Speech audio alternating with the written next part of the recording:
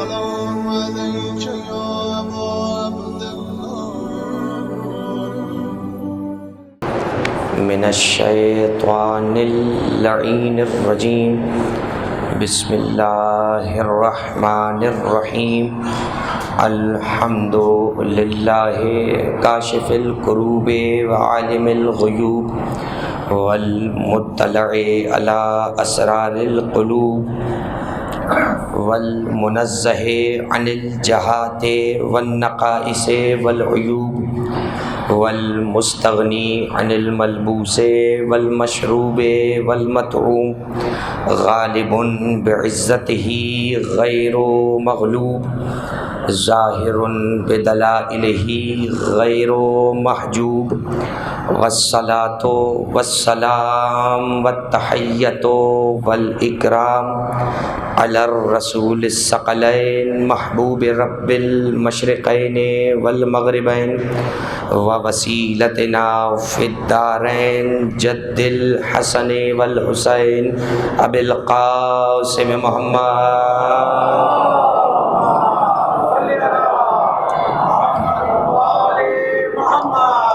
وآلہ الطیبین الطاہرین المعصومین المظلومین المنتجبین المنتخبین ولا سیما علی بقیت اللہ الاعظم روحی و ارواح العالمین لتراب مقدمہ الفدا اما بعد فقد قال اللہ سبحانہ وتعالی فی محکم کتابہ المجید وفرقانہ الحمید وقولہ الحق بسم اللہ الرحمن الرحیم ونريد أن نمن على الذين استضعفوا في الأرض ونجعلهم أئمة ونجعلهم الوارثين صلوات محمد.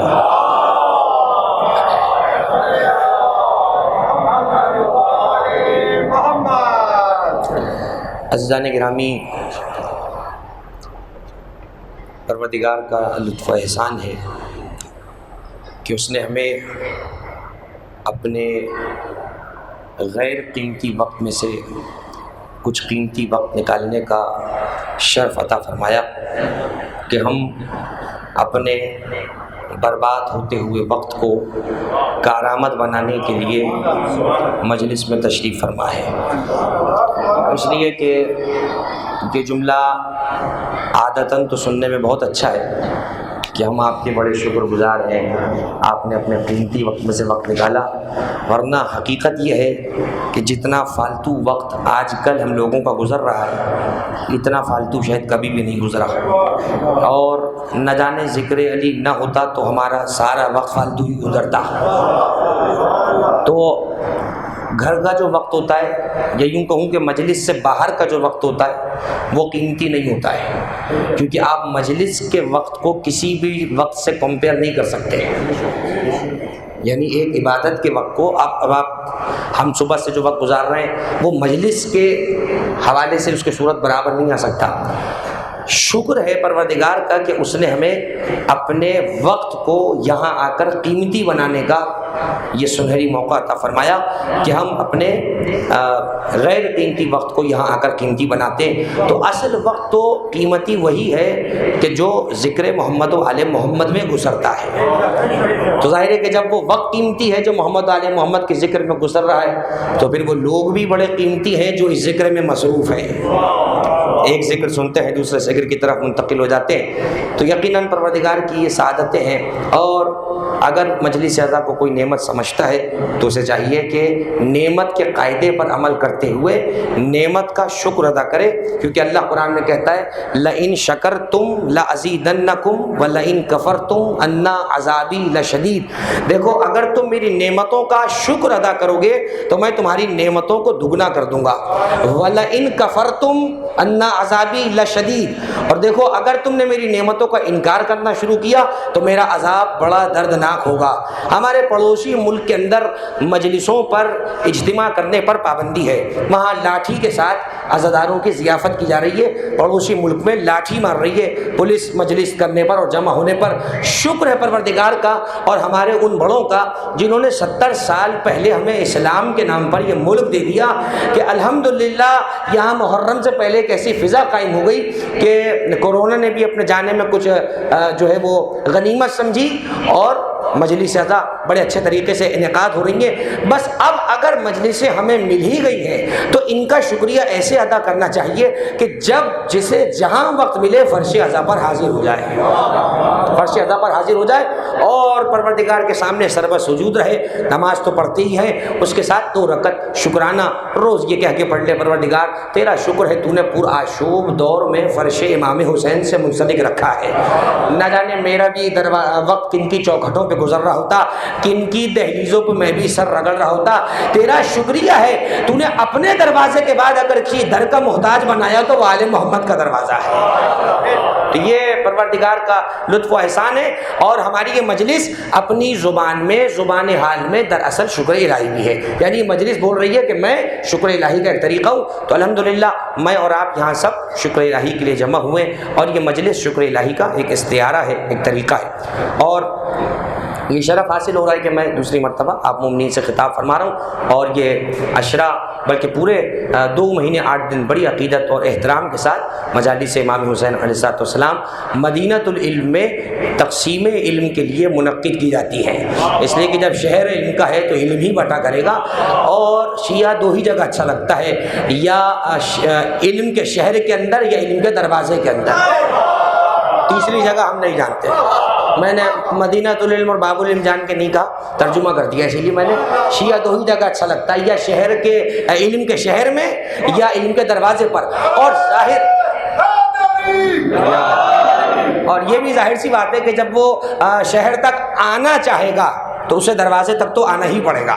یہ ہو ہی نہیں سکتا کہ ایک صاحب فرمائش لگائیں کہ میں شہر میں جاؤں گا مگر دروازے میں آتے ہوئے انہیں بخار چڑھ رہا ہو ہی نہیں سکتا، اس لیے کہ ہر گھر میں داخلے کی مقام کو دروازہ کہا جاتا ہے، انٹرنس ہوا کرتی ہے۔ یہ میں نہیں کہہ رہا، سورہ بقرہ میں اللہ کہتا ہے یا ایھا الذین آمنو، اے ایمان لانے والوں، سورہ بقرہ میں جہاں آداب بیان کیے گھروں میں آنے جانے کے، تو اللہ کہتا ہے وَلَا تَأْتُوا الْبُيُوتَ مِنْ ظُهُورِهَا، گھروں میں پیچھے سے مت آیا کرو، گھروں میں پیچھے سے مت آیا کرو، گھروں میں جب آؤ دروازوں سے داخل ہو۔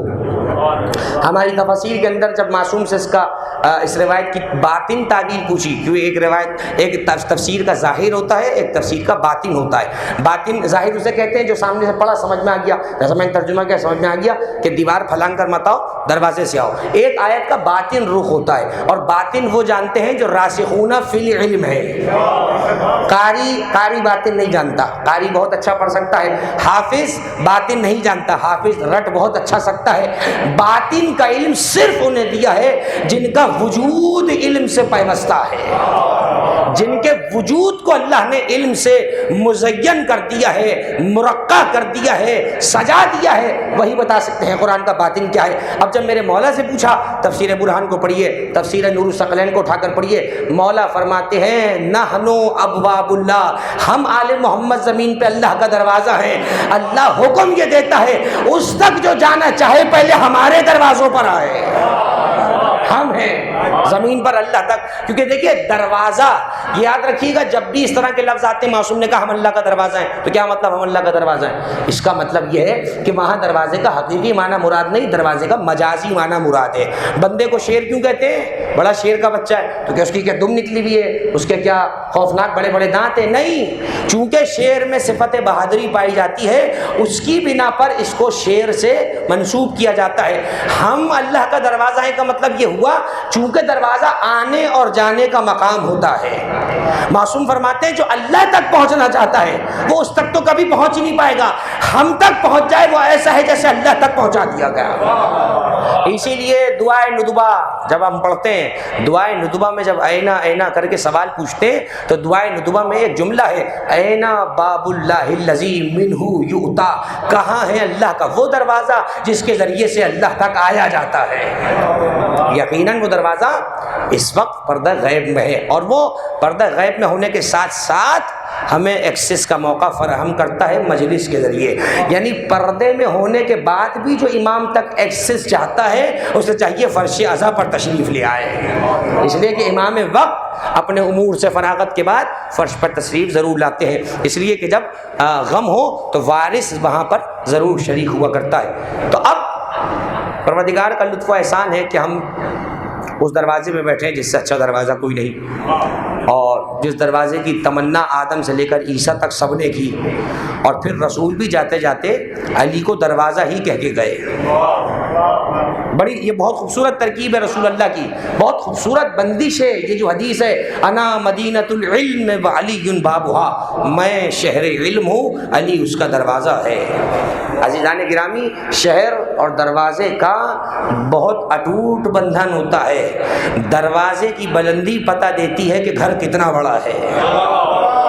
600 گز کے بنگلے پر 80 گز کے مکان کا دروازہ جچتا نہیں ہے، اسے مخمل میں ٹاٹ کا پیون کہا جاتا ہے. اب مجھے نہیں پتا علی کی بلندی کیا ہے، بس مجھے اتنا پتا ہے جتنا بلند میرا رسول ہے اتنا ہی بلند میرا مولا علی ہے. اس لیے کہ رسول نے خود کو شہر کہا ہے، علی کو دروازہ کہا ہے، اور دروازے کو دیکھ کر پتا چلتا ہے شہر کتنا بڑا ہے. رسول شہر ہے، علی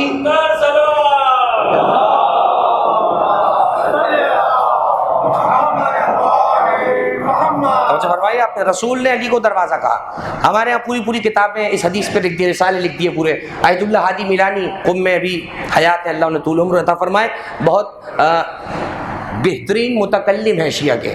اس لیے کہ ہمارے ایکسپرٹیز ہوتی ہے نا، اسپیشلٹیز ہوتی ہیں. ضروری نہیں ہے کہ جو فقیہ بہت اچھا ہے وہ متکلم بہت اچھا ہو، جو متکلم بہت اچھا ہے وہ فلسفی بہت اچھا ہو، جو فلسفی بہت اچھا ہے وہ عارف بہت اچھا ہو نہیں سکتا. آیت اللہ بہجت عرفان میں اپنا مقام نہیں رکھتے، زوادی عاملی مدظ اللہ شریف عرفان میں اپنا ثانی نہیں رکھتے، حضرت آیت اللہ بہجت عرفان اور کشف میں اور مراقبہ میں اپنا ثانی نہیں رکھتے. آیت اللہ ہادی میلانی دامت اللہ شریف متکلم ہے، قم کے شیعہ متکلمین میں سے. اسی طرح نجف اشرف میں جائیے، آیت اللہ شیخ محمد سند دامت اللہ شریف متکلم بڑے بہترین ہیں. آیت اللہ ثاقب فیاض کو دیکھیے، منطقی بڑے بہترین ہیں. آیت اللہ سیستانی سبحان اللہ فقیہ ہیں، عالم ہیں. تو ہر آدمی کی اپنی اپنی ایکسپرٹیز ہے. اب اس کا مطلب یہ نہیں ہے کہ جو متکلم ہے اسے فقہ نہیں پتہ، یہ ہو ہی نہیں سکتا. فقہ تو پتہ ہے، اس کی اسپیشلٹی یہ ہے کہ وہ عقیدے کی بات کرتا ہے. ایسا نہیں ہے کہ جو فقیہ ہے اس کو عقیدے کا نہیں پتہ. کیا خیال ہے آغا سیستانی کے بارے میں؟ نہیں، ان کی ایکسپرٹ ان کی اسپیشلٹی فقہ ہے، لیکن عقائد وہ بھی اپنے پاس رکھتے ہیں. تو یاد رکھیے 60-70 سال کے بعد آدمی اس لائق بنتا ہے کہ وہ کسی ایک فیلڈ میں رائے دے سکے. تو جب 60-70 سال کے بعد ایک مرحلے میں رائے دینے کی مہارت آدمی حاصل کرتا ہے تو سوچئے پورا دین کتنا بڑا ہوگا. یعنی 60-70 سال کے بعد اس کی زندگی کے کچھ سال بچتے ہیں اور اس میں پھر وہ دین کی ترویج کرتا ہے. تو الحمدللہ ہمارا مکتب علم کا مکتب ہے، دلیل کا مکتب ہے، برہان کا مکتب ہے، لاٹھی کا مکتب نہیں ہے، ڈنڈے کا مکتب نہیں ہے، گولی کا مکتب نہیں ہے، گالی کا مکتب نہیں ہے. اب اگر ہماری جگہ سے گالی بک دی جائے تو جگہ خراب نہیں ہے، وہ بندہ خراب ہے. آپ اپنی گاڑی اگر کسی کے ہاتھ میں دے دیں اور وہ کہیں ہٹ کر دے تو لوگ گاڑی کو نہیں کوستے، گاڑی والے کو نکال کے مارتے ہیں.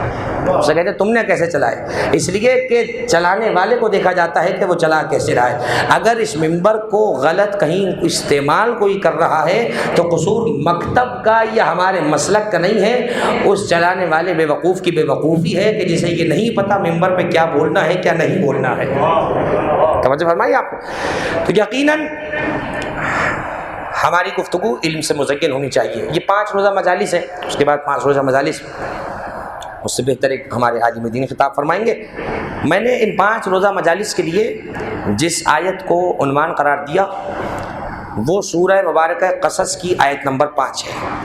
سورہ قصص قرآن مجید کا 28واں سورہ ہے اور اس 28ویں سورہ کی 5ویں آیت ہے وَنُرِيدُ أَن نَّمُنَّ عَلَى الَّذِينَ اسْتُضْعِفُوا فِي الْأَرْضِ. اللہ کہتا ہے اور ہمارا ارادہ یہ ہے کہ جو لوگ زمین میں کمزور بنا دیے گئے ہیں ہم ان پر احسان کریں.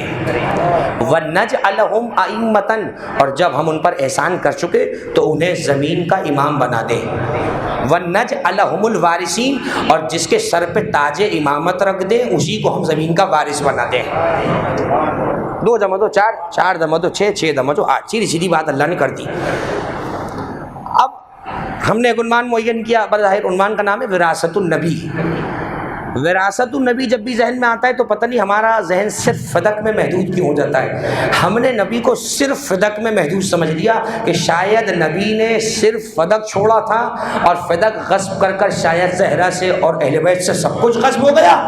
ارے جتنا بڑا میرا نبی ہے اتنی بڑی اس کی وراثت ہے, جتنی بڑی اس کی وراثت ہے اتنے ہی بڑے اس کے وارث ہیں. یہ 5 روزہ ہماری گفتگو کا عنوان ہے اور میں قسم کھا کر کہتا ہوں ایک دفعہ بھی فدق پہ بات نہیں آئے گی. اس لیے نہیں کہ میں فدق کے کیس سے پیچھے ہٹ گیا ہوں, فدق تو ہمارا عنوان ہے اور ہماری بیس ہے. آدمی جب بھی پلٹتا ہے یا خلافت پہ پلٹتا ہے یا فدق پہ پلٹتا ہے, بنیاد ہے ہمارے مکتب کی. لیکن میں ایام فاطمہ کا تو موضوع نہیں ہے, میں وراثت النبی کے عنوان کے ذیل میں نبی کے کمالات, ان کے اخلاق, ان کا علم, ان کا کردار, ان کی گفتار, ان کی رفتار, ان کا چال, ان کا چلن, ان کا ڈھنگ, ان کے معجزات, ان کے کرامات, ان کی طہارت, ان کی صداقت, ان کی دیانت, ان کی شرافت, ان کی شجاعت, یہ سب رسول میں تھا نا. اب ہم یہ ثابت کریں گے اس سب کا وارث کون ہے. میں سے مقدمہ استوار کر رہا ہوں. یہ ضرورت کیوں پیش آئی؟ اس لیے کہ دوستوں نے یہ اڑائی کہ بھائی حضور نے فرمایا ہم مال و دینار نہیں چھوڑتے, باقی جو کچھ ہوتا ہے ہم وہ چھوڑتے. تو اب ہم تمہیں یہ بتائیں گے, چلو مانا مال نہیں چھوڑا, یہ بتاؤ رسول کی ان خصلتوں کا وارث کون ہے, یہ طے کر لو. باغ تو چلو زمینی ایک چیز ہے, اگرچہ وہ جناب زہرا کا ہے اور اس سے ہم 1 انچ پیچھے نہ ہٹیں گے, لیکن اب ہم یہ ثابت کریں گے کہ زہرا کے کمالات کو صرف وراثت فدق تک محسوس نہ کرو. جو کچھ اللہ نے 1.25 لاکھ نبیوں کو دیا ہے وہ مصطفیٰ کو عطا کیا ہے, اور جو مصطفیٰ کو عطا کیا ہے وہ بلا فصل مرتضیٰ کو عطا کیا ہے. اب یہ ثابت ہوگا. اللہم صلی علی فرمائیے گا. تو میں تھوڑا سا آج تمہیدی تعارف اور ایک تعارفی نشست ہو جائے. سورہ قصص 28واں سورہ. بھئی قصص کا معنی کیا ہے؟ قصص الانبیاء تو سب نے دیکھی ہے, اللہ مجلسی کی انبیاء کے قصے. سورہ یوسف کے شروع میں سورہ یوسف کو اللہ نے کیا کہا؟ یوسف علیہ السلام کے قصے کو احسن القصص, قصوں میں سب سے اچھا قصہ. اب مجھ سے بہتر قصوں کو کون نہیں, آپ جانیں گے کہ قصہ کسے کہتے ہیں. قصہ کسی ماضی کی حکایت کو موجودہ زمانے میں بیان کرنے کو قصہ کہتے ہیں. کسی ماضی کی حکایت کو موجودہ زمانے میں بیان کرنے کو قصہ کہتے ہیں. بھئی قصتن کی جمع عربی میں ہے قصص. جیسے رسول کی جمع رسل, کتاب کی جمع کتب, حجتن کی جمع حجج. اشہد ان امیر المؤمنین وَأَوْلَادَهُ الْمَعْصُومِينَ حُجَجُ اللَّهِ عَلَى الْخَلْقِ. حجت کی جمع حجج, کتاب کی کتب, قلب کی قلوب, رسول کی رسول, قصہ کی قصص, قصے. یعنی اللہ نے پورے سورے کا نام کیا رکھ دیا؟ قصوں والا سورہ. تھوڑی سی توجہ رہے, قصوں والا سورہ. اچھا پروردگار کتنے پرانے قصے اس میں.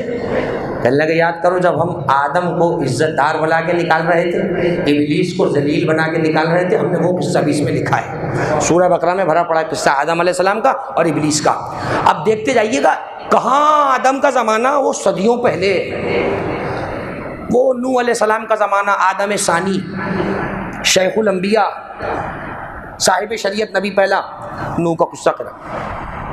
وہ ایک باپ بیٹے کو ذبح کر رہا ہے, بیٹا کہہ رہا ہے یا ابت افعل ما تؤمر ستجدنی انشاءاللہ من الصابرین. وہ باپ بیٹے کا قصہ قرآن میں لکھا ہوا ہے. وہ ابراہیم علیہ السلام کو منجنیق میں رکھ کے جو ہے آگ کے حوالے کیا جا رہا ہے, وہ قصہ قرآن میں ہے. وہ موسیٰ فرعون حامان اور قارون کو ڈرانے جا رہے ہیں, وہ قصہ قرآن میں ہے. عیسیٰ کو آسمان پہ اٹھایا جا رہا ہے, وہ قصہ قرآن میں. یعنی صدیوں پرانے قصے اس کتاب میں بیان کر رہا ہے کہ جسے قیامت کی صبح تک ایک ایک آدمی کی ہدایت کے ذمے کو نپٹانا ہے. کتاب اتنی مختصر اور پورا ایک حصہ قرآن مجید میں قصوں کا، یعنی پورا. اب یہ بھی ایک حسین لطف ہے اور ایک حسین نکتہ ہے جو آپ اہل علم کے حوالے کر رہا ہوں. کسی نے میرے مولا سے پوچھا تھا یہ بتلائیے کہ قرآن کتنے حصوں میں کیٹیگرائز ہے، کتنی کیٹیگریز ہیں، اس کے حصے کتنے ہیں. اب یہ وہی بتا سکتا ہے کہ کم سے کم قرآن جس کے سامنے اترا ہو یا جو آنے سے پہلے سنا چکا ہو، یہ وہی بتا سکتا ہے. علی نے کہا سنو قرآن 4 حصوں میں تقسیم ہے. اب یاد رکھیے گا جب ائمہ کسی چیز کی حد بندی کر دیتے ہیں اس سے نہ ایک آگے ہوتا ہے نہ ایک پیچھے. آسمان پھٹ نیچے گر سکتا ہے، زمین پھٹ سکتی ہے، ائمہ کا کہا نہیں بدل سکتا. علی نے کہا بھائی پورا قرآن 4 حصوں پر ہے. پوچھا گیا مولا وہ کیا؟ فرمایا پہلا حصہ احکام وغیرہ پر، حلال و حرام، یہ کرو یہ نہ کرو، یہ کھاؤ یہ نہ پیو، یہاں جاؤ یہاں نہ جاؤ، یہ پہنو یہ نہ پہنو. ٹھیک ہے، پہلا قصہ احکام پر مبنی ہے، حلال و حرام. فرمایا دوسرا قصہ قصص و تواریخ، قصے ہیں تاریخیں ہیں جیسا بھی میں نے پڑھا. فرمایا تیسرا قصہ ہماری منقبت اور فضائل ہے، اور چوتھا حصہ ہمارے دشمنوں کی ناک رگڑوائی گئی ہے. چوتھے حصے میں ہمارے دشمنوں کی ناک رگڑوائی گئی ہے. اب میں ہاتھ جوڑ کے پوچھوں یا علی یہ دشمنوں کی بات کیے بغیر قرآن پورا نہیں ہو سکتا؟ کہیں گے نہیں ہو سکتا، ہو ہی نہیں سکتا. جب ہماری بات کرے ہمارے دشمنوں کو ذکر نہ کرے، اس کا مطلب یہ طے ہوا کہ اللہ کا قرآن اس وقت تک مکمل نہیں ہوتا جب تک آل محمد کے دشمن کا بیان نہ ہو. مومن کا ایمان اس وقت تک مکمل نہیں ہوتا جب تک دشمنان آل نبی سے بیزاری نہ ہو. آگئی بات سمجھ؟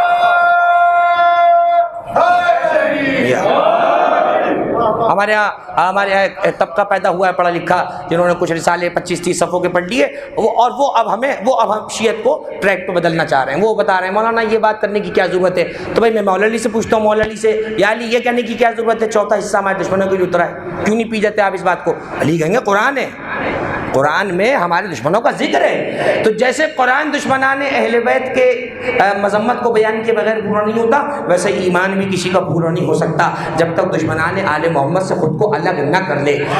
اب سورہ قصص قصے بیان ہو رہے ہیں، 28واں سورہ 5ویں آیت. آج ایک ہی لفظ سے بات ہو جائے گی تعارفی، چونکہ ایک مرحوم کی مجلس ہے لہٰذا چند کلمات میں اس حوالے سے بھی بیان کر دوں گا. وَنُرِيدُ أَن نَّمُنَّ عَلَى الَّذِينَ اسْتُضْعِفُوا. ہمارا ارادہ یہ ہے، ترجمہ میں نے کر دیا، ہمارا ارادہ یہ ہے.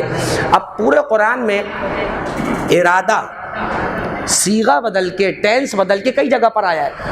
نُرِيدُ اسی آیت میں آ گیا ہے، یریدو تو سب کو پتا ہے، انما یرید اللہ. یاد سورہ یاسین کی آیت نمبر 28 میں کہتا ہے انما امرہ اذا ارادا، یہ بھی ارادہ وہ یریدو سے آ گیا. ٹھیک ہے، ایک مقام پہ کہتا ہے وما یرید اللہ بکم العسرا ویرید اللہ بکم الیسرا. اللہ تو تمہارے سے تنگی چاہتا ہی نہیں، اللہ تو تمہارے لیے آسانی چاہتا ہے. یہاں بھی یریدو آ گیا. ایک یریدو اور بتاتا ہوں قرآن سے. ایک جگہ کہنے لگا یریدون لیطفئوا نور اللہ بافواہہم واللہ متم نورہ ولو کرہ الکافرون.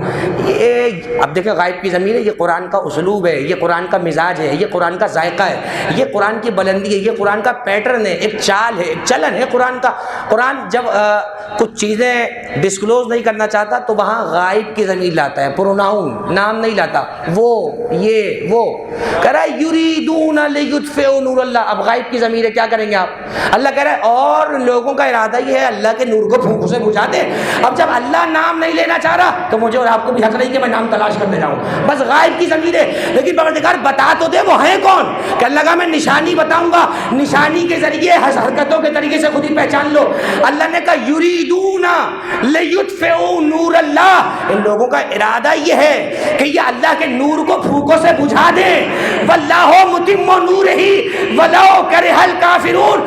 مگر اللہ تو اپنے نور کو پورا کر کے رہے گا چاہے کافروں کو برا کیوں نہ لگے. اب وہ کون ہے کون نہیں مجھے نہیں پتا، بس اتنی بات طے ہو گئی جہاں نور سے پرخاش ہو وہ ایمان نہیں ہوتا، کفر ہوا کرتا ہے. جہاں نور سے دشمنی ہو وہاں ایمان نہیں ہوتا. کیونکہ اللہ کیا کہہ رہا ہے وَلَوْ كَرِهَ الْكَافِرُونَ. چاہے کافروں کو برا کیوں نہ لگے. تو نور کا اتمام، نور کا کمال، نور کی ترقی، نور کی بلندی، نور کا دور، نور کی حکومت، نور کی قیادت، نورانی امام، ان کو برا لگتا ہے جو مزاجن کافر ہو، طبیعتاً کافر ہو، تینتاً خالق کافر ہو، خلقاً کافر ہو، تخلیقاً کافر ہو، اندرونی طور پہ کافر ہو.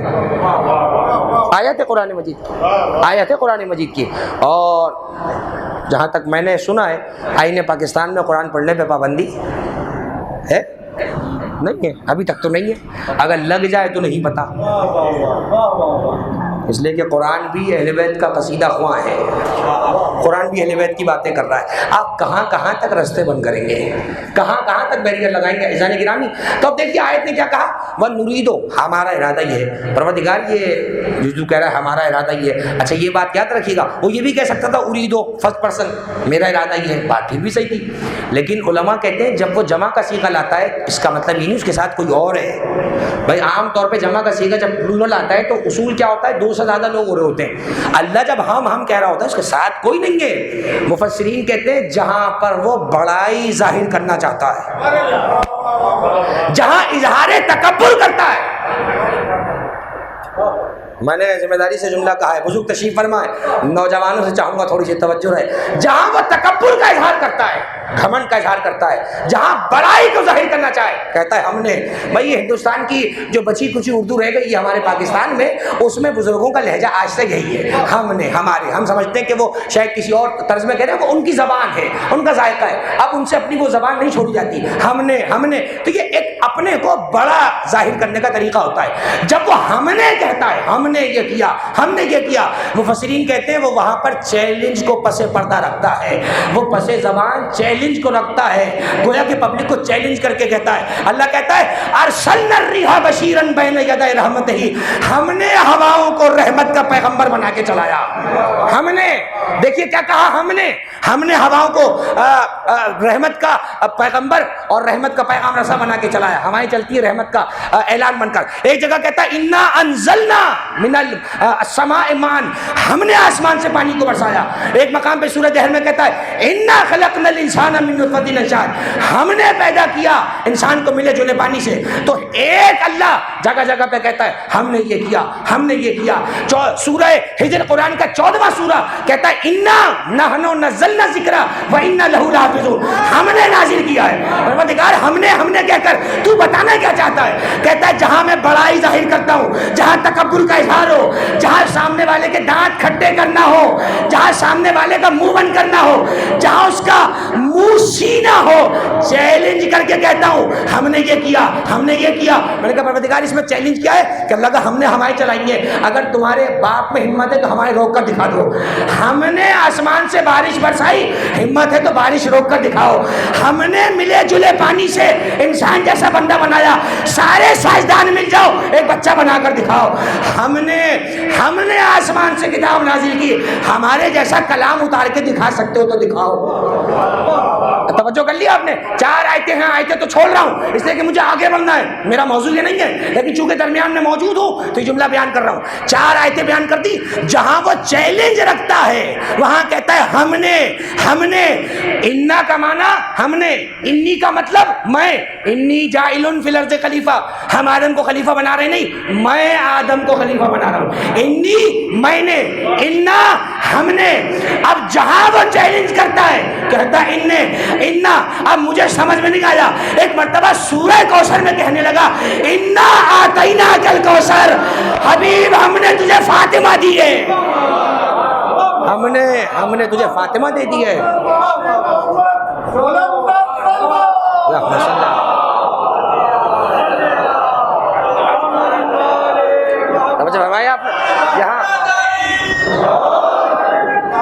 جہاں وہ چیلنج کرتا ہے کہتا ہم نے۔ اچھا اب کہہ رہا ہے انا اعطینا کل کوثر، حبیب ہم نے آپ کو کوثر دیا ہے۔ پروردگار فاطمہ زہرا میں کیا چیلنج ہے کہ اللہ کا اس سے بڑا چیلنج ہی میرا کوئی نہیں ہے، اب بیٹے والوں کو لاولد کر دوں گا، بیٹی والی کی نسل پوری دنیا میں پھیلا دوں گا۔ چیلنج ہے فاطمہ زہرا، جیسے وہ قرآن پر تکبر کرتا ہے، فاطمہ زہرا پہ تکبر کر کے کہتا ہے حبیب ہم نے تمہیں فاطمہ زہرا عطا کی ہے، ہم نے تمہیں فاطمہ زہرا کو عطا کیا ہے، ہم نے یہ کیا۔ تو اب جہاں وہ کہتا ہے ہم نے، اس کا مطلب وہ تکبر کرتا ہے۔ اور آپ جانتے ہیں اخلاقیات کے چیپٹر میں تکبر انسان کے لیے صفت مذمومہ ہے، قابل گرفت ہے، انسان کے لیے جائز نہیں کہ تکبر کرے۔ کیوں؟ کیونکہ تکبر اللہ کی صفت ذاتی ہے۔ وہ پی ٹی وی پہ 99 نام بچپن سے سن رہے ہیں، اس میں کیا ہے؟ المتکبر، تو کیا ترجمہ ہے؟ تکبر کرنے والا، غرور کرنے والا، گھمنڈ کرنے والا. سننے میں بڑا عجیب لگ رہا ہوگا اللہ کے لیے، لیکن یاد رہے خالق اور بندوں کے اندر فرق یہ ہے کہ جو صفت ہم میں مذموم ہوتی ہے خالق تک پہنچ کر وہ اس کی ذات بن جاتی ہے.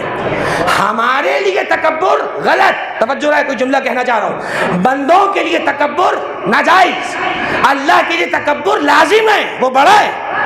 بھائی میں تکبر کس چیز پہ کروں گا؟ میرے پاس میرا ہے کیا؟ اس کو تکبر زیب دیتا ہے، اس کے پاس سب کچھ ذاتی ہے، بلکہ اس نے سب کچھ دیا ہوا ہے. اصول طے ہو گیا نا کہ بندوں کے لیے تکبر جائز نہیں، اللہ کے لیے تکبر واجب، ضروری ہے کہ وہ تکبر کرے، وہ بڑا ہو. اب میں کیا کروں؟ خندق میں علی جب عمرو بن عبد الود کا سر بال پکڑ کے لا رہے تھے، کسی صحابی نے علی کی چال پر نگاہ کی اور رسول اللہ سے کہا یا رسول اللہ آج علی کچھ اکڑ کے نہیں چل رہا ہے. کہا خبردار اپنا منہ بند کر، آج اللہ کو بھی علی کا چلنا پسند آ رہا ہے، آج علی تکبر کر کے چل رہا ہے. علی کے کسی دوست نے، جو چاہنے والے تھے علی کے کسی دوست نے دیکھ لیا علی کو، دیکھا کہ علی کی چال میں آج کچھ تکبر ہے جو عام طور پر علی کی چال میں نہیں ہوتا تھا. کہا یا رسول اللہ آج علی کچھ تکبر کر کے نہیں چل رہا ہے. کہا خبردار تکبر نہیں کہنا، آج میں کیا کروں؟ چلنے دو، آج اللہ کو بھی علی کا چلنا پسند آ رہا ہے، اس لیے کہ آج کفر سے نگو ہو گیا، توحید بلند ہے. اور سن، علی تکبر کیوں نہ کرے؟ اللہ کی ذات کا مظہر اگر کوئی ہے تو وہ علی ہے، اللہ کی صفات کا مظہر کوئی ہے تو ولی ہے. وہ متکبر ہے، پتہ کیسے چلے گا؟ علی کو دیکھو سمجھ آ جائے گا وہ کتنا بڑا ہے. جب اس کا بندہ زمین پہ اتنا بڑا ہے، سوچو وہ کتنا بڑا ہوگا.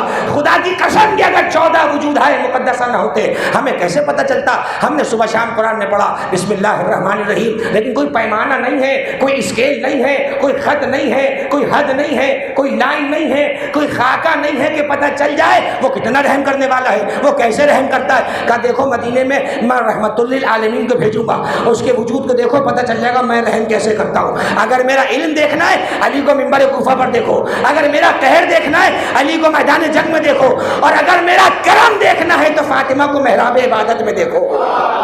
فاطمہ جب عطاؤں پہ عطائیں کر رہی ہو سمجھ جاؤ جب میری کنیز کی عطائیں یہ ہے تو سوچو جو فاطمہ کو فاطمہ بنانے والا ہے وہ کتنا کریم ہوگا.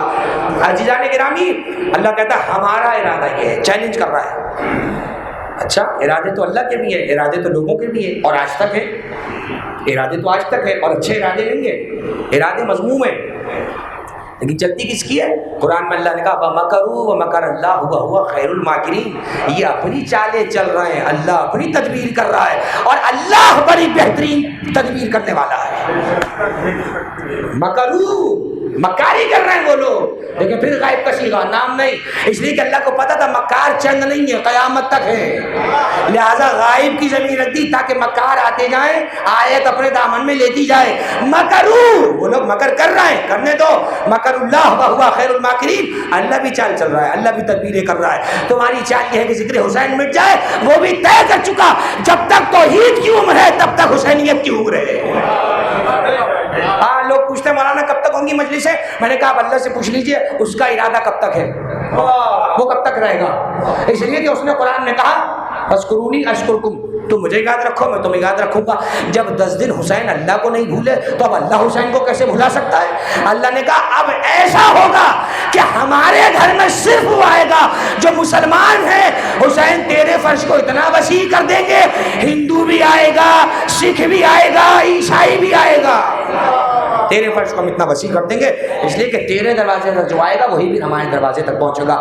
تو آیت میں ابتدا کا لفظ ہے، آج اسی پہ بات ہو رہی ہے، وَنُرِيدُ ہمارا ارادہ یہ ہے. تو یاد رکھیے اللہ کا ارادہ، جب اللہ کے ارادے کی بات آتی ہے تو یہ خالصتاً علم کلام کا ایک چیپٹر کھل جاتا ہے، ارادہ پروردگار. ہم نے صفات ثبوتیہ سلبیہ بچپن میں یاد کی تھی. صفات ثبوتیہ جو اللہ کے لیے ثابت کرنا ضروری ہے، صفات سلبیہ جن کو اللہ سے اٹھانا ضروری ہے. ٹھیک ہے، صفات ثبوتیہ میں ایک آتی ہے کہ اللہ مرید ہے. یہ وہ مرید نہیں جو پیروں کے پیچھے مرتے ہیں اور پھر معافی مانگ کر جہنم میں جاتے ہیں، وہ مرید نہیں. یہ ہمارے اردو کے عرف میں پیری مریدی والا نہیں، لفظ مرید عربی کا لفظ ارادہ سے نکلا ہے، مشیر کے وزن پر. مشیر مشورہ دینے والا، مرید ارادہ کرنے والا.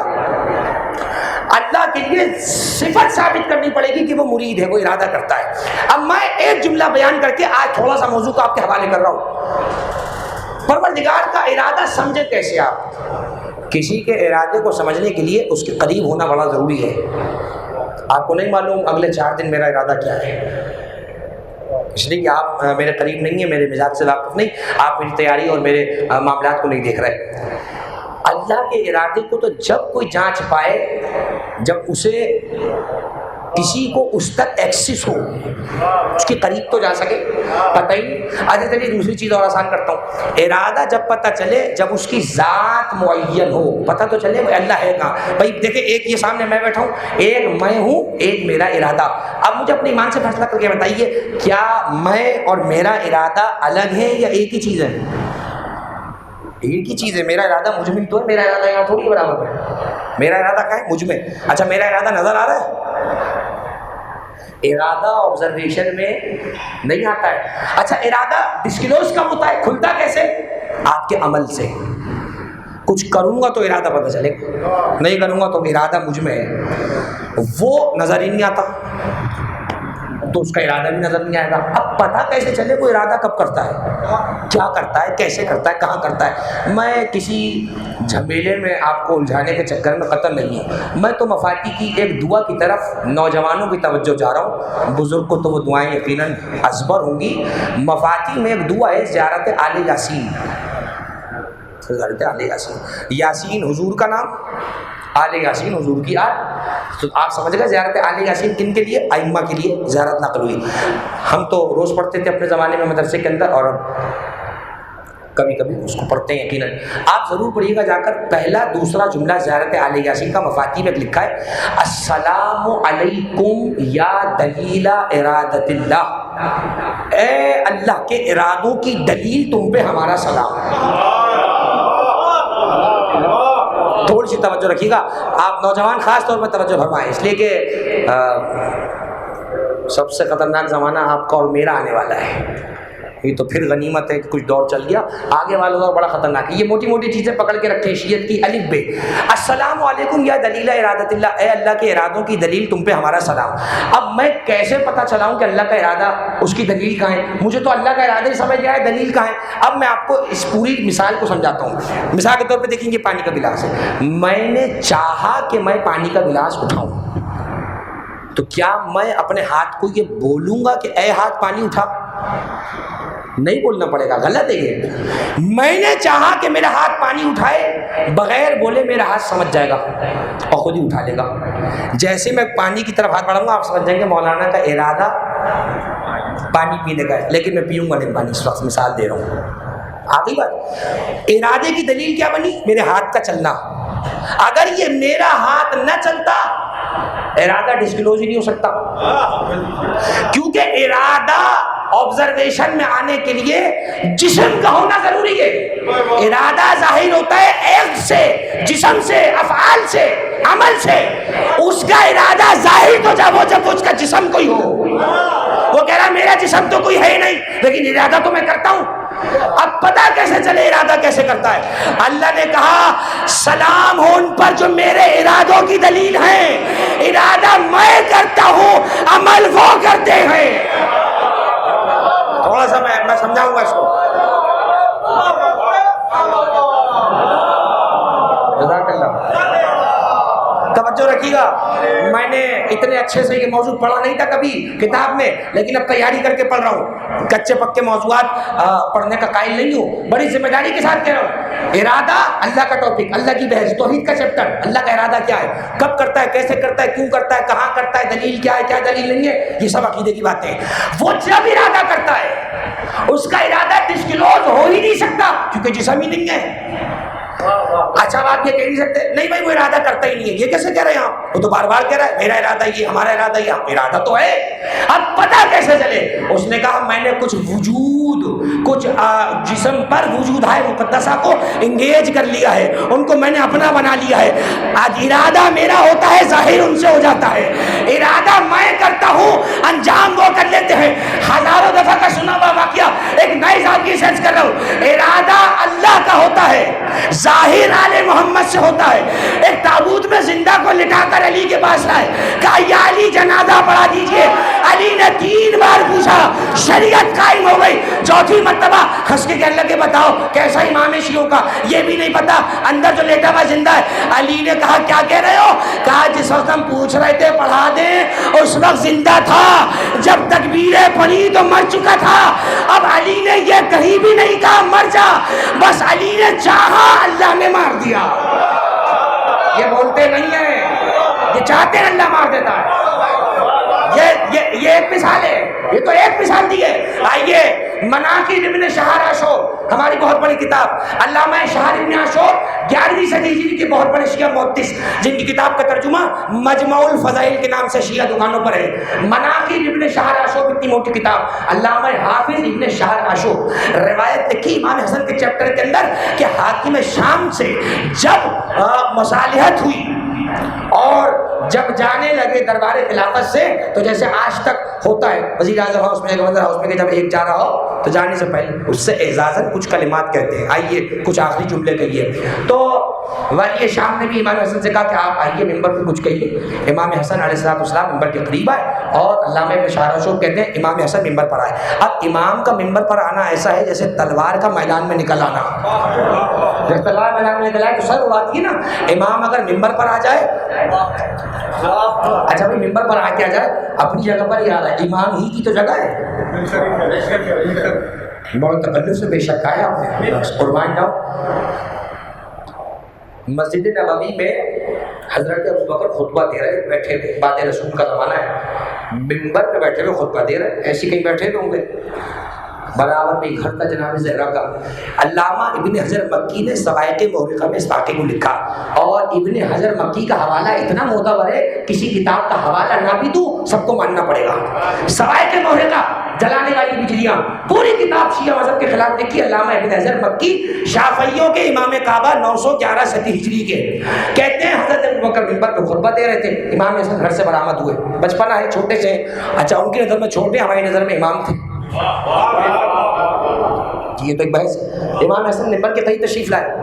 اب اتنا بڑا بزرگ صحابی بیٹھا ہوا ہے, نواسا جانتا ہے یہ کون بیٹھا ہے. ممبر کے قریب آئے, اب جو بھی طریقہ رہا ہو, قریب کے پاس آ کے ابا کو کھینچا ہوگا یا اشارہ کیا ہوگا, آواز دے کے کہا انزل ان ممبر ابی, میرے باپ کے ممبر سے نیچے اترے. انزل ان ممبر ابی, میرے باپ کے ممبر سے نیچے اترے. کیا خیال ہے اس بزرگ صحابی نے کیا کیا ہوگا؟ دیکھیں جب بزرگ صحابی کا واقعہ اتنی معتبر حوالے سے کوٹ کر رہا ہوں, دیکھیں آدمی نام سے بڑا نہیں بنتا, کردار سے بڑا بنتا ہے. انہوں نے اپنے بڑے ہونے کا ثبوت دیا, فوراً نیچے اتر آئے. بڑا آدمی وہی ہوتا ہے جو اپنے کردار سے ثابت کرے. حضرت ابوبکر نیچے اتر گئے. اچھا صرف اترے نہیں, آپ سمجھ رہے ہو کہ غصے میں اتر گئے, نہیں نہیں, امام حسن پہ کیسے غصہ کر سکتے, رسول کے صحابی ہیں. اترے, امام حسن کو گود میں لیا اور پیار کر کے کہنے لگے صدقت یابن رسول اللہ, ھذا منبر ابی کا لا منبر ابی. بیٹا تم نے بالکل صحیح کہا, تمہارے باپ کا منبر ہے, ہمارے باپ کا نہیں ہے.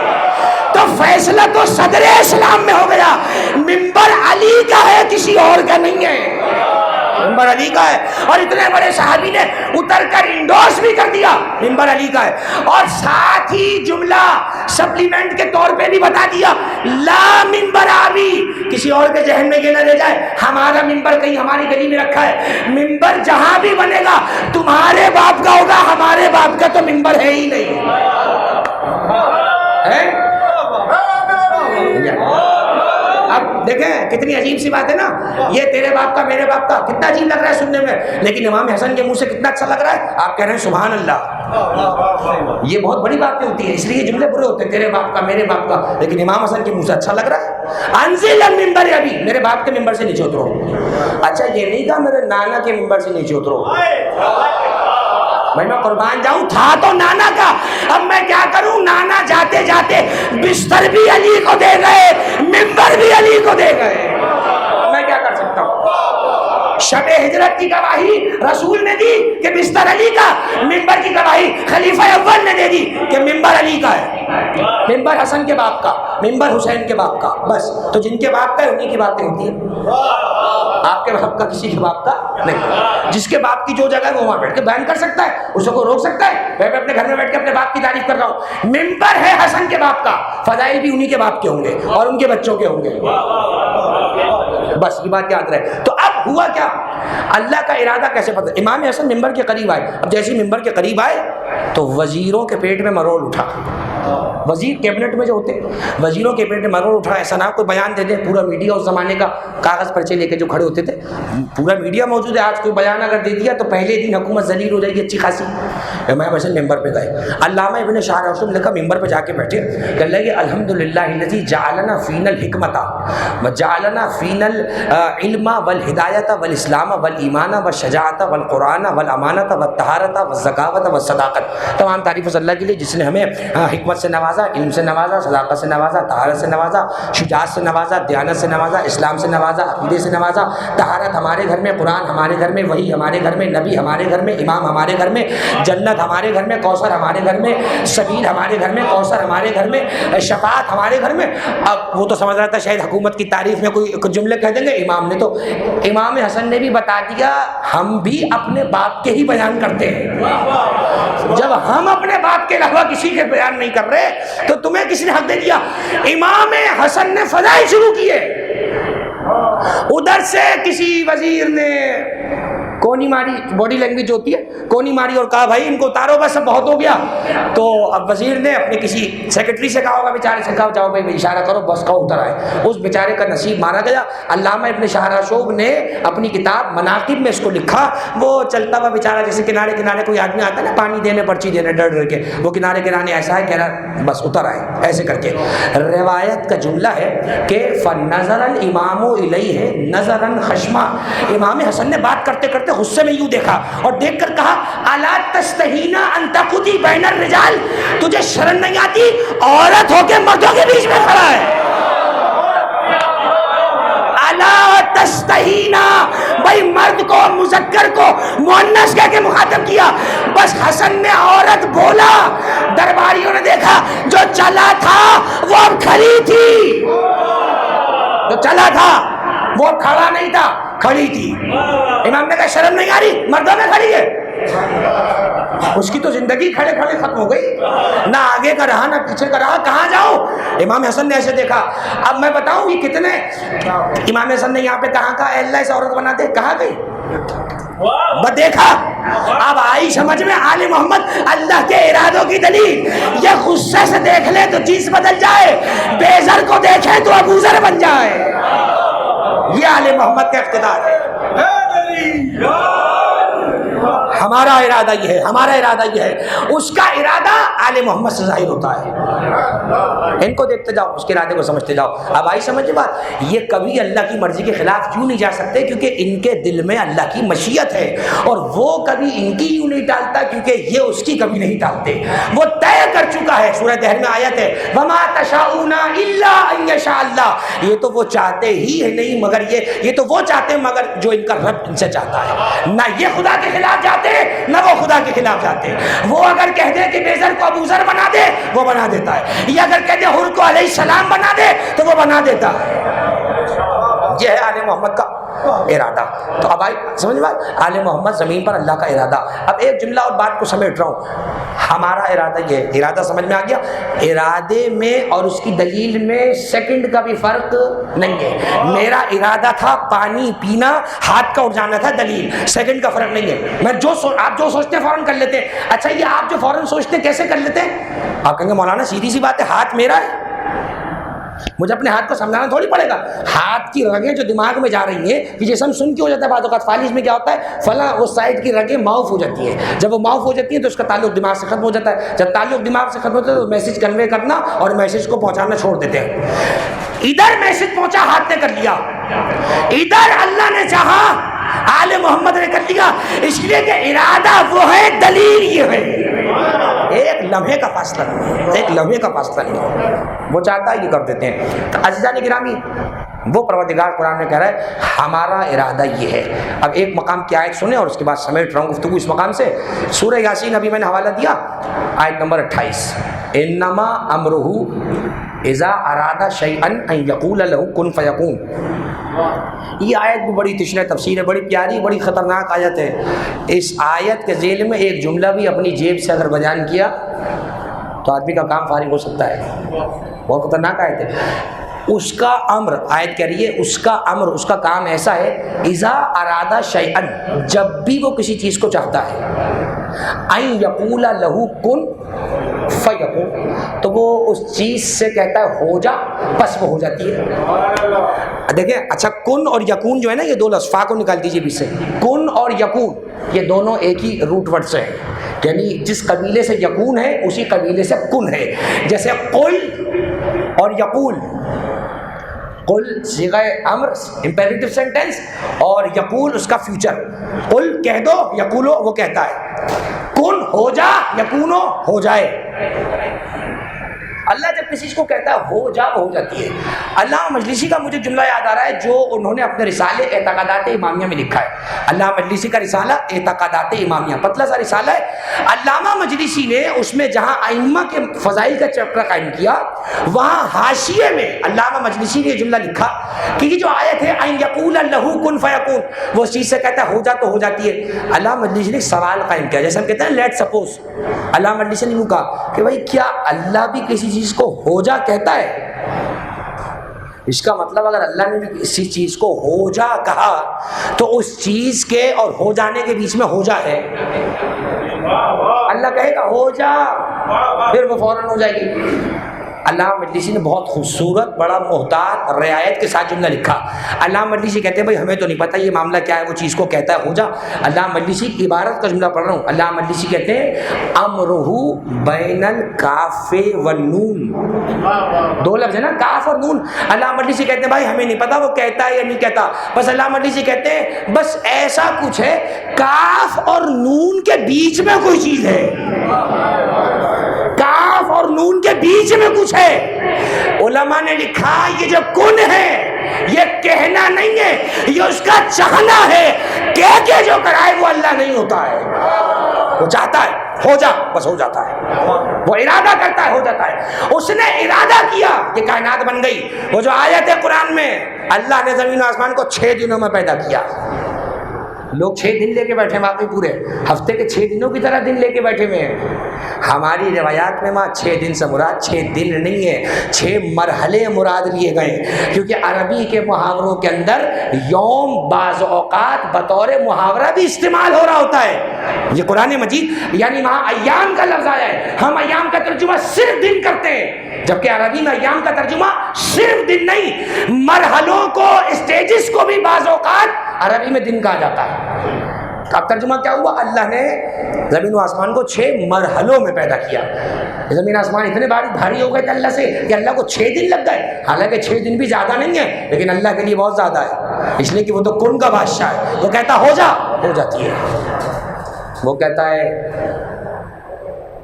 علی کا محب ہو جا, اس کا نفس ہو جاتا ہے. وہ جس سے یہ توفیق چھین لیتا ہے وہ پھر چاہ کے بھی علی والا نہیں ہو سکتا. توجہ رہے گا. بالکل آخری جملے کے قریب ہوں. یہ جو محبت علی کی امانت دلوں میں موجود ہے نا, یہ صدقہ ہے اس ہوجا کا. اس نے روز الس جو ہمیں اٹھایا, ہماری روحوں کو مجتمع کیا اور جمع کر کے پوچھا بتاؤ علی والے ہو؟ خدا کی قسم سب کی روحوں نے کہا ہاں ہاں علی والے ہیں. اللہ نے طے کر دیا بس اب جو یہاں علی والا ہے وہ اب ہمیشہ ہی علی والا رہے گا. اور ایک جملہ بھی یاد رکھیے, بعض اوقات جب لوگ تحویل مذہب کر مذہب اہل بیت کی طرف آتے ہیں تو ممکن ہے کہ بات صحیح ہے, لیکن میرا دل زیادہ نہیں ٹھکتا. میں نہیں سمجھتا کسی کو کوئی مذہب چینج کر کے ادھر آئے تو ہم کہیں یہ ہو گیا, کیونکہ ایک روایت ہماری کتابوں میں موجود ہے, مومن بنتا نہیں بنایا جاتا ہے. بہت مشکل ہے.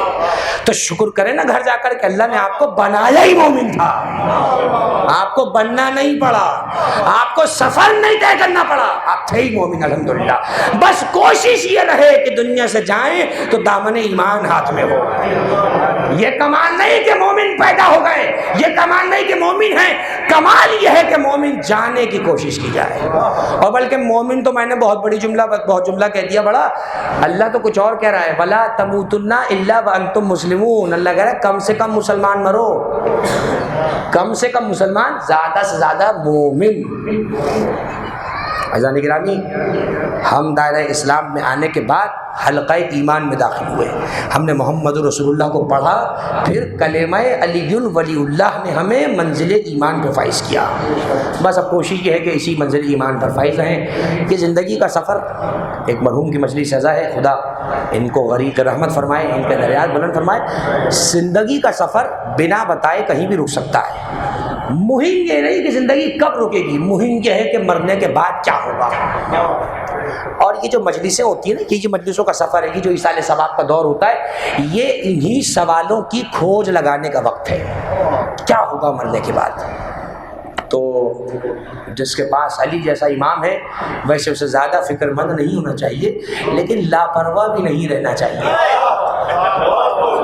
میں نے بڑا بیلنس کر کے جملہ کہا ہے, بہت بیلنس کر علی کے پاس, اگر علی کی محبت کسی کے پاس ہے تو وہ پریشان البتہ نہیں ہو, لیکن لاپرواہ بھی نہیں ہو. یہ دو الگ الگ بات ہے. ایک آدمی کو میں کہوں نہیں بھائی کوئی پریشان نہیں ہو, اور ایک مرتبہ میں کسی کو کہوں جو جی چاہے کرو, یہ غلط بات ہے. علی بے شک ہمارے شفیع ہیں, شافی ہیں, لیکن ہمیں بے پرواہ نہیں ہونا ہے, کیونکہ شیطان دشمن ہے محبت علی کا, ولایت علی کا. وہ نہیں دیکھ سکتا کہ ہم محبت علی پر, غم حسین پر دنیا سے جائیں. ہم جیتے ہیں علی کی محبت میں, علی کی آس میں, اور جب غموں کے دریا ہمیں گھیر لیتے ہیں تو ہم غم حسین کی کشتی پہ سوار ہو کر کنارے لگ جاتے ہیں. خدا کی قسم, غموں کے دریا میں ہمیں کنارہ نہ ملتا اگر غم حسین کی کشتی دستیاب نہ ہوتی. کیا یہ کم شرف نہیں کہ معصومین کی مجلس میں ایک مرحوم کا ذکر ہو رہا ہے؟ یہ کیا ہے؟ یہ حسین ابن علی کا احسان ہے. کیا کہا مرزا کبیر اللہ مقامہ نے, جو کہ مصروف سلام شہداء رہتا ہے, گو وہ رہتا نہیں پر نام صدا رہتا ہے. خدا کی قسم اپنی زندگی کو وقف کر دیجئے محبت اہل بیت کے لیے, پھر دیکھیے حسین آپ کو کہیں بھولیں گے نہیں. آپ حسین کو نہ بھولیے, حسین آپ کو نہیں بھول سکتے. محرم الحرام کا مہینہ گزر چکا, اپنا احتساب کیجئے کس نے کیسے گزارا. میں اپنا جج بن جاؤں یہی بہت اچھا ہے, مجھے دوسرے پہ حکم لگانے کی ضرورت نہیں. میں نے محرم کیسے گزارا یہ مجھے طے کرنا ہے. اب تو گزار دیا جیسا بھی گزرا, اب سفر میں کیا کروں یہ مجھے دیکھنا ہے. ان 2 مہینے 8 دن میں ایک بیوی کا ہم سے مطالبہ ہے, اس بیوی کا مطالبہ ہے. اور وہ مطالبہ کیا ہے؟ وہ مطالبہ کچھ دینے کا نہیں ہے, وہ لینے کا نہیں ہے, بلکہ کچھ دینے کا ہے. وہ ہم سے کچھ لینے نہیں آئی, بلکہ کہتی ہے کہ تم میرے حسین کے حصے کے آنسو مجھے دے دو, مجھ سے محشر کی شفاعت لے دو. محرم الحرام کا مہینہ عزیزان گرامی, یقین مانیے معصومین کی روایات کو اگر صرف پڑھنے بیٹھوں, میں کچھ روایات عرض کروں گا کہ آداب گریہ کیا ہے. آداب گریہ کے عنوان پر پوری کتابیں علماء نے لکھ دی. خدا کی قسم اگر ہمیں آداب گریہ پتہ چل جائیں تو ہم گریہ سے غافل نہ ہوں, ہم گریہ کو خلاف فیشن نہ سمجھیں. روایت ہے کامل الزیارات میں بھی ہے, بہار الانوار میں بھی ہے, خصائص حسینیہ علامہ جعفر شوستری کی, تینوں میں لکھا ہے. معصوم فرماتے ہیں لکل شیء اجر معین سوى البقاء علی الحسین. معصوم فرماتے ہیں ہر شے کا گنا چنا ثواب ہے سوائے حسین پہ رونے کے. اس کا کوئی گنا چنا ثواب نہیں, بے حد ثواب ہے, بے حد ثواب ہے. اس لیے یہ آنسو بظاہر ہمارے رخسار پہ گر کے خشک ہوتے ہیں, لیکن یہ کسی رومال میں جمع ہو جاتے ہیں. کوئی بیوی ہے جو ان رومال میں آنسو کو لے جاتی ہے. کون بیوی ہے؟ یہ وہ بیوی ہے کہ جو زندگی بھر مصیبتوں میں رہی ہے, اور جب یہی بیوی زمین کا پیوند ہوئی تو اس بیوی کو کبھی 40 ہجری میں تڑپایا, کبھی 50 ہجری میں, اور 61 ہجری کے بعد زہرا کو اتنا تڑپایا کہ آج تک زہرا کا قلب زخمی ہے. یہ بیوی فرش اعضا پر موجود ہوتی ہے. یہ روایات موجود ہیں, مراجع کے استفتاءات موجود ہیں, مطالعہ کیجئے, پڑھیے. یہ صرف عقیدتی باتیں نہیں ہیں, استفتاءات شرعی ہیں, باقاعدہ پوچھا گیا ہے.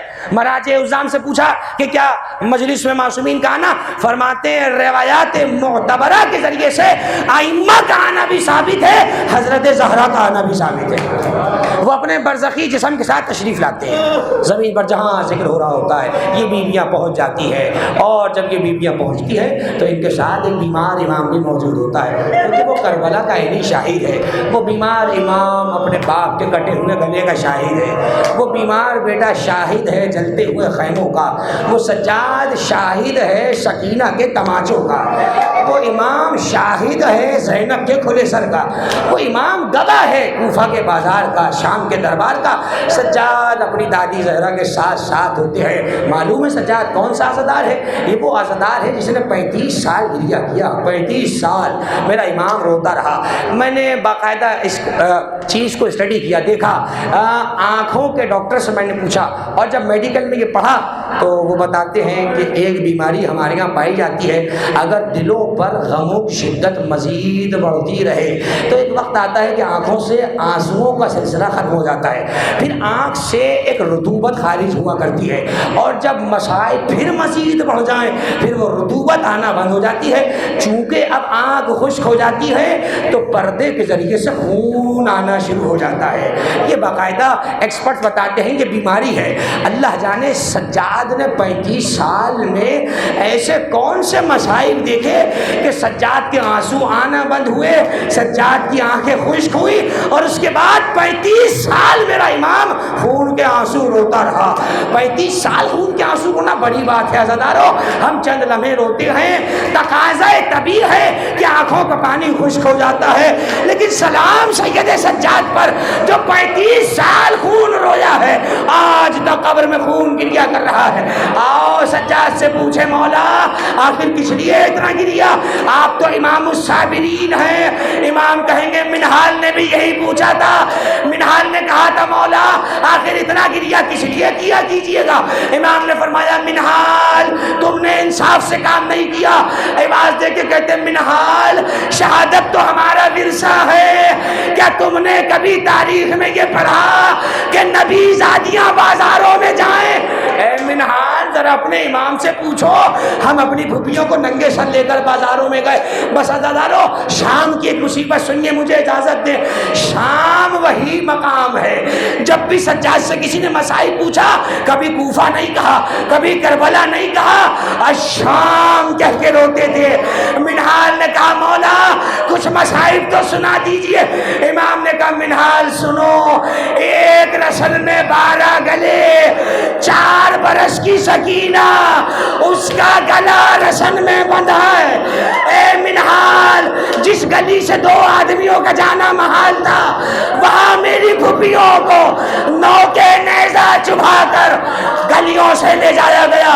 منہال تیسری مصیبت سنو, ہمیں ایک ایسے محلے سے گزارا جہاں خیبر و خندق کے یہودی رہتے تھے. آوازیں لگا کر کہا ارے علی کی اولاد آئی ہے, خندق والوں کا بدلہ لے لو. منہال نے کہا مولا پھر کیا ہوا؟ امام نے کہا منہال پھر کسی گھر سے پتھر آئے, کہیں سے لکڑیاں آئیں, یہ کہتے ہوئے امامہ اتارا. کہا منہال جسے کچھ نہ ملا چولہے سے انگارے لاتا تھا, ہمارے سروں پہ ڈال دیے.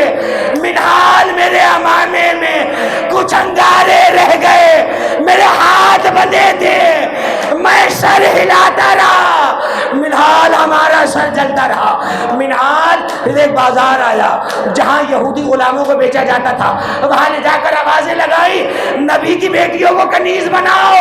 اے منہال اللہ نے انہیں اس بات پر قدرت نہ دی.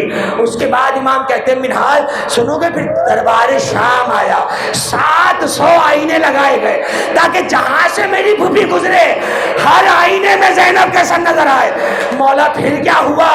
امام کہتے ہیں منہال وہاں کوئی نہ تھا جو ہمارا مرثیہ پڑھتا، ہم نے اپنا مرثیہ خود پڑھا. منہال کہتا ہے مولا بیان ہو. امام فرماتے منہال ہم نے شام کے بازار میں کہا اقاد ذلیلا فی دمشق کاننی من الزنج عبد غابان ہو نذیر. منہال مجھے دمشق میں ایسے ذلیل کر کے لائے جیسے میں کوئی یہودی غلام تھا. وجدی رسول اللہ فی کل موطن وشیخی امیر المومنین وزیر.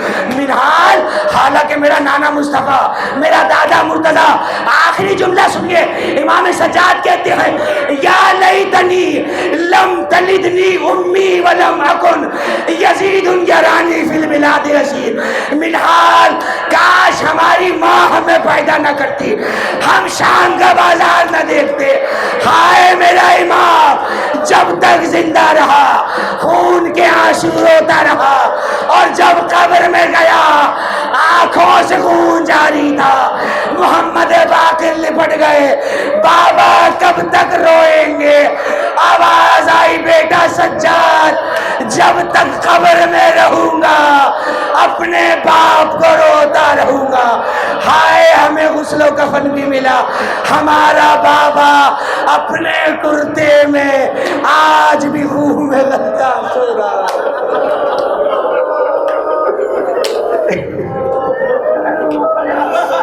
اللہ ولعنت اللہ علی القوم الظالمین وسیعلم الذین ظلموا ایام القلب انقلبون ما تنحسین.